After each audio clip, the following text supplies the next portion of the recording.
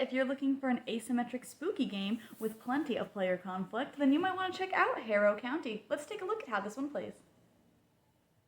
In this game, players will be trying to be the first person to have 7 points at the end of a round, and if they both are able to get 7 points, then they will want to have more points, or at least be holding the first player token in order to win. This game is set up for the two main characters you can play as, the protectors or the family, and there are various different characters to choose from within each of those factions as well, so I just picked out some of those to show a little bit of the game. There is a lot of front loading, a lot of stuff that you can do, so this is going to be a pretty basic overview, but for the protectors, you are going to be trying to make paths between your haints and your legend and these path tokens that you have in order to bring townsfolk that are some places on the board back to your home spot. Similarly, the family is going to be trying to put these storm tokens out on the board and make a connection from these buildings back to their home spot in order to destroy those buildings.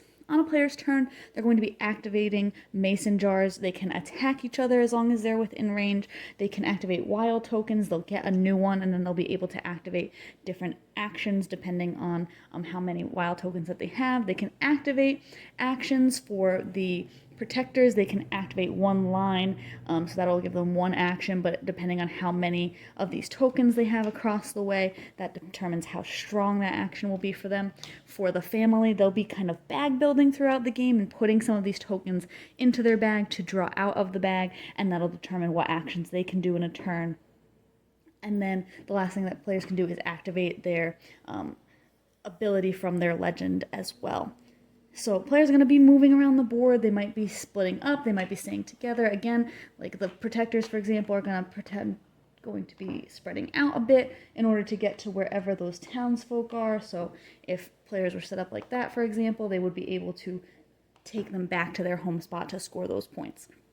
Throughout the game as well, again, players are going to be able to attack each other to take those haints off the board or push legends to different spots, and that will potentially score them some points depending on how the board looks over here. But whenever they do attack, they are going to take the cubes out of the battlefield, and they are going to put them into the cube tower that's part of the box, and then whichever ones come out onto the battlefield will determine whether players were successful in their attacks or not.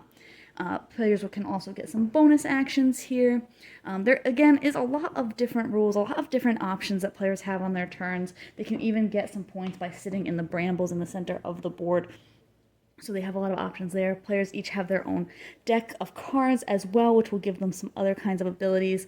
For the protectors, for the family, they'll be able to upgrade some of the tokens that they're putting into their bag to, again, just get better and better throughout the game. And the game will end, like I said, when somebody hits 7 points, and the player with the most points at that point will be the winner. Players can also swap in Cammy as one of the characters who plays a little bit differently as she's trying to find her soul, which is attached to a doll.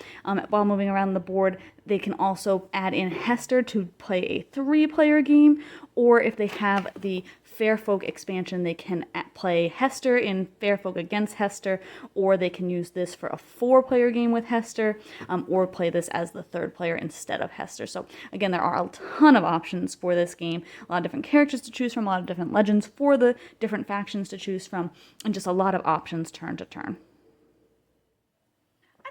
Was pretty neat overall.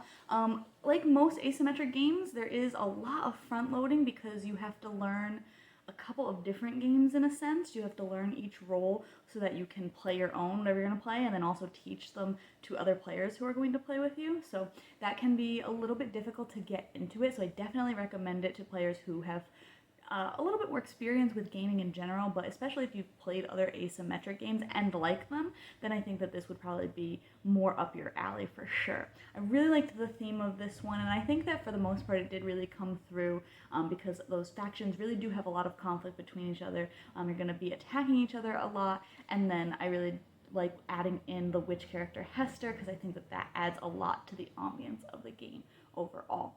I really also liked the Fair Folk faction. I thought that that was like a very different way to play the game because you're not really interacting with the other players. You're really just more about deducing your own things to find your items in order to win your portion of the game. And I really, really enjoyed playing that one because I wasn't part of a lot of that conflict. So I really enjoyed being able to kind of do my own thing and still have a chance at winning. So that was a lot of fun as well. If you like more of that interaction, you probably wouldn't want to play as that faction specifically. I did think that, again, like any asymmetric game, you really do have to play a lot to learn the different factions and like what kind of strategies you want to take across the board. You know, it's difficult sometimes to get across the board as the protectors because the storms get in your way from the family, but it's also difficult as the family to get enough storms out quickly in order to stop the protectors from just beelining across the board. So there's a lot of give and take, a lot of back and forth, and I know that the cube tower being as part of the box is kind of a gimmick, but it also is a lot of fun to drop those cubes in there and see which ones come out, because you can never be sure. Even if you start with way more cubes, other cubes from past rounds can come out, or all of your cubes can just get stuck in a round. So I like that little bit of randomness that it does add. Of course, the randomness can get frustrating at times, but as long as you go into it knowing that that's going to happen, it's not too bad. But again, overall, if you like asymmetric games and you're looking for a spooky one, this is definitely one to check out. But you can see my full thoughts on the blog today to decide if this one's for you.